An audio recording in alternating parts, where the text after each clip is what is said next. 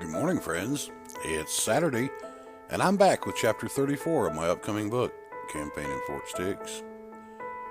Now it's time to grab a snack, dim the lights, and let me take you into the mists of time with a story I call Alchemist. Sitting in the nice warm classroom, I stared out the window to the trees beyond the playground. Winter was finally releasing its grip on us as spring crept ever closer. There were still large piles of snow within the trees where winter storms had blown great drifts into walls of white, but closer to the playground there remained only patches of ice and crusty snow. Near to the building, one could even find several mud puddles where sun-melted snow gathered before sinking into the ground. The playground itself was relatively free of snow. It looked as though the playground and fields around the school had been plowed free of snow, but this was not the case. In fact, it was due in large part to the trampling of young feet exposing small patches of dirt and grass as they sought to release pent-up energy during short recesses. I reflected on the melting of the snow and wished I could have made a time-lapse video of the way it played in my mind. On New Year's Day, I awoke to find the house was considerably colder than when I fell asleep on my couch in the wee hours of the morning. Aunt Janita and her girls were asleep on the large bed in the room I shared with my brother, while Mark slept in the room with Mom and Dad on the mattress in the corner. I stoked the fire in the potbelly stove to get the house warming up before heading off to find breakfast. Standing in the kitchen, waiting for the toaster to pop as I stirred milk and sugar into a bowl of oatmeal, I looked out at the dark clouds, and more snow was falling. It was coming down steadily. I was tired of snow for this year.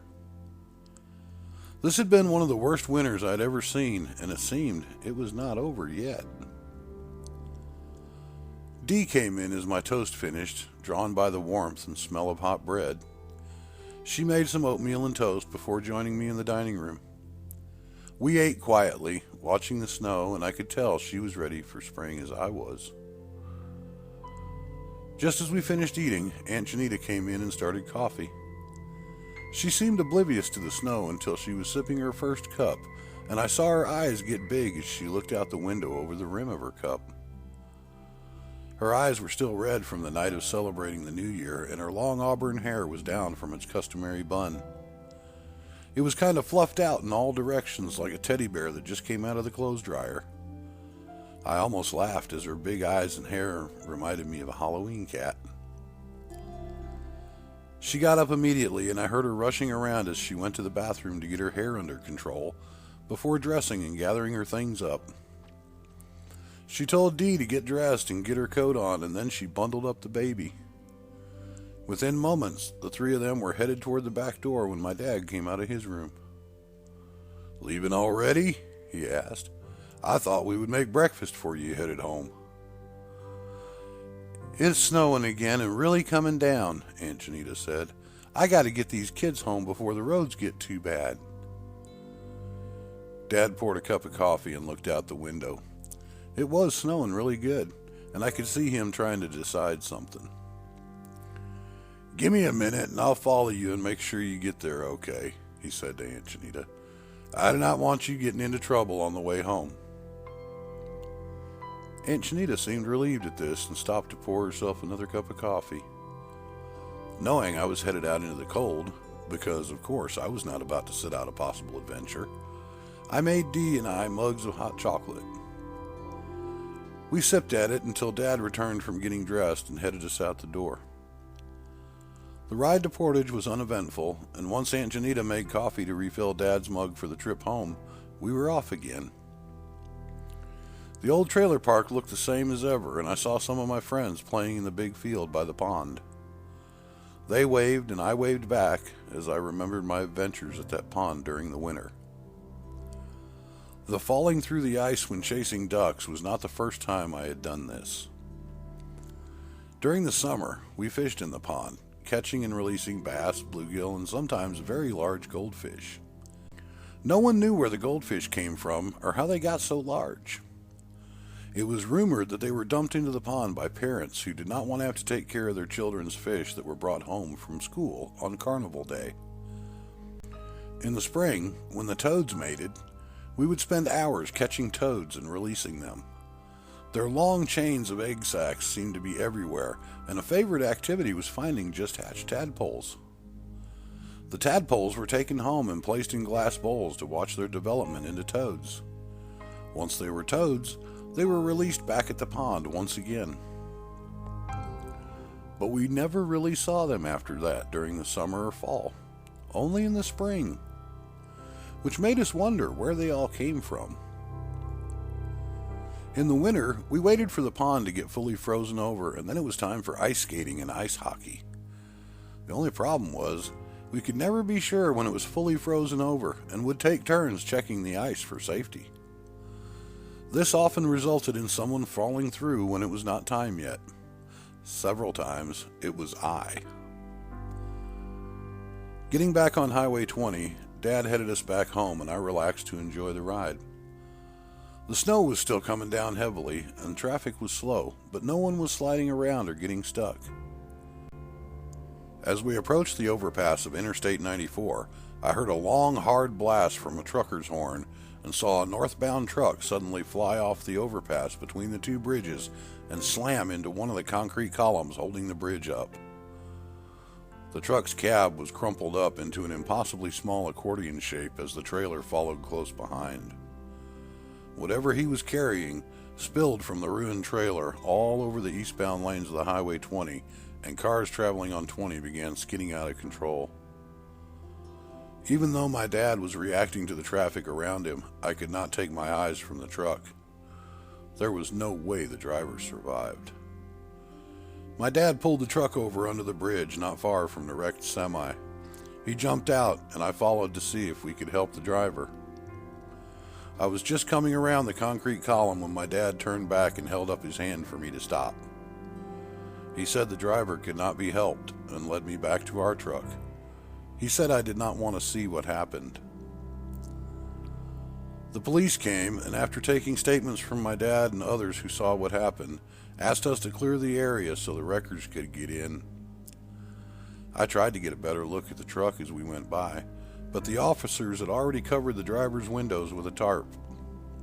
I did see a lot of blood on the ground, though. When we got home, Dad lit a small candle and put it in the window. He said it was for the driver that lost his life today. The snow was still coming down, and by the time it was over the next day, there was another foot of snow on the ground. The return to school was delayed by a day while the streets were plowed, but life soon resumed as normal. For a little while, anyway. Sitting in the classroom, I watched the accumulated snow melt off in patches, exposing the brown grass below. Each day when there was sun, a little more would disappear until I began to hope it would be done snowing for the year. On January 25th, my hopes were dashed as yet another lake-effect snowstorm barreled through the Ohio Valley and Great Lakes regions.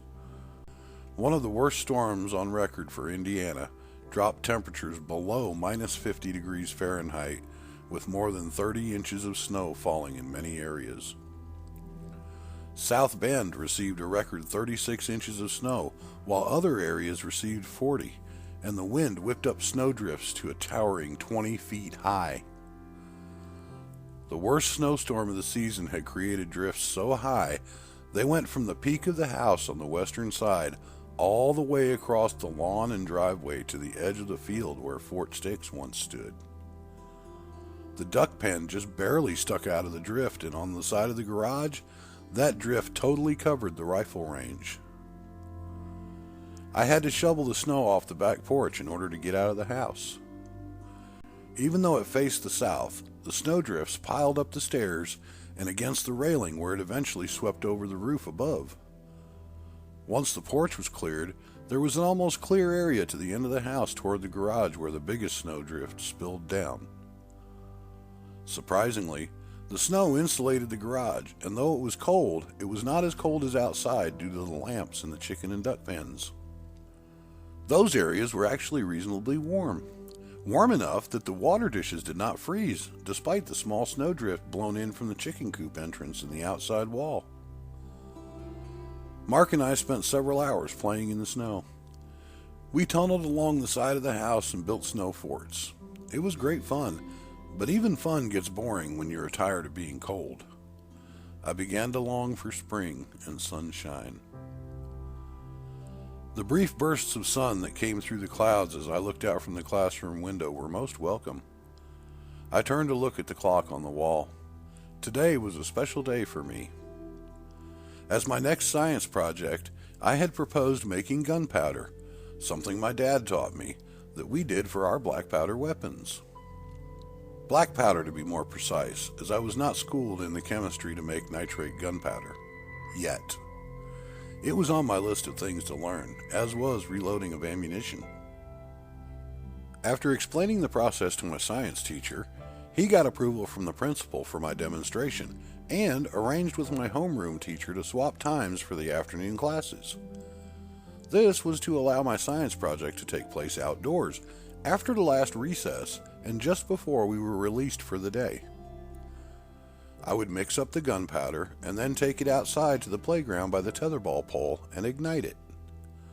I even had a short piece of cannon fuse and several strike-anywhere matches for the job. Glory was to be mine. Kenny and I talked about my project in art class, and a wonderful added benefit was Wayne's interest. He actually lost interest in our games of cat and mouse long enough to discuss how to make gunpowder. I eagerly told him all about it, as talking seemed to be a much more pleasant pastime than running for my life. I actually smiled at lunch on this day. After lunch, I gathered the small box from the back of the classroom which contained the jars of ingredients and waited eagerly for the teacher to call me to the front of the room to do my thing. It was to be timed so as to give me just enough time to complete my experiment as the end of the day bell rang, and then we would all shuffle off to our respective buses and go home. I was giddy with anticipation, and finally the moment came. Our science teacher joined the class, and I was called to the front of the room. Grabbing my box of supplies, I walked to the table at the front and slowly unpacked it. As I stood in front of the class, there was not a single snicker or rude comment. Everyone was paying attention and interested in what I was doing. Why, it was as if I was a hero, and all eyes and ears were trained on me. Carefully, I crushed the lumps of charcoal to a fine powder and blended the sulfur powder, while all the while explaining the need to crush the components together with just enough force to blend them, but not so much as to cause them to explode. As I said this, I saw a movement from the corner of my eye as the homeroom teacher moved over away from me and settled near the only open window in the classroom. After what seemed an eternity, I announced I was ready to carry the experiment outside. The room came alive with a woof of rushing breath as people breathed a sigh of relief.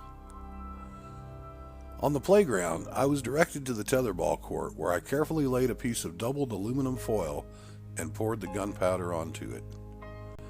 There wasn't much, only about an eighth cup, but after watching my father do this same thing on numerous occasions, I knew there would be a flash, a ball of smoke, and an earth-shattering woof. I laid the foot-long piece of cannon fuse into the gunpowder, lit it, and ran back to join my teacher and others at a safe distance. The sparks ran slowly along the cannon fuse, and I was heady with excitement. Then, the sparks climbed over the edge of the foil and disappeared into the black, chalky-looking powder. And nothing happened. What? After a minute or two, the school bell rang, and someone said it wasn't going to work, followed by several laughs as everyone headed toward the school buses. Everyone, that is, except Wayne the Tyrant.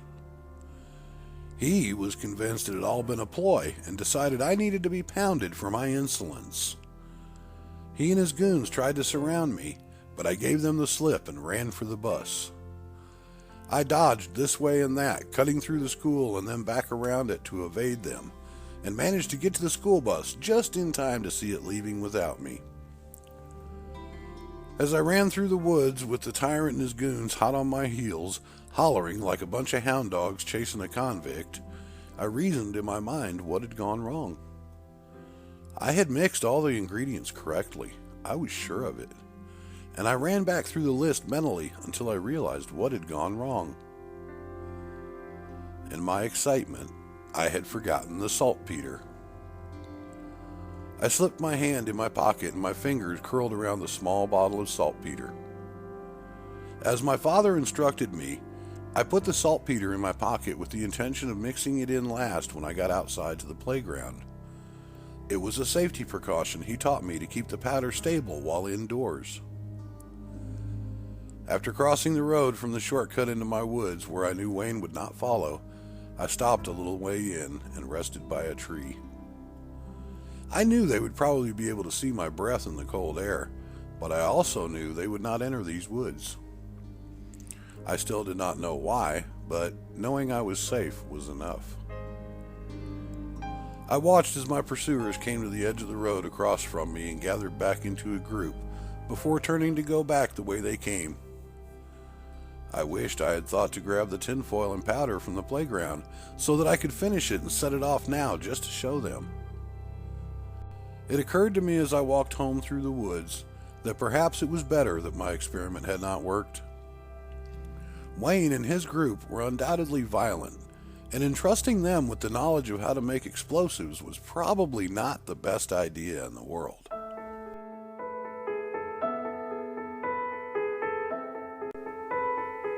I hope you enjoyed this look into the campaign at Fort Stix. That's all for now, but I'll be back again next week with another story, just for you. Until then, sleep well.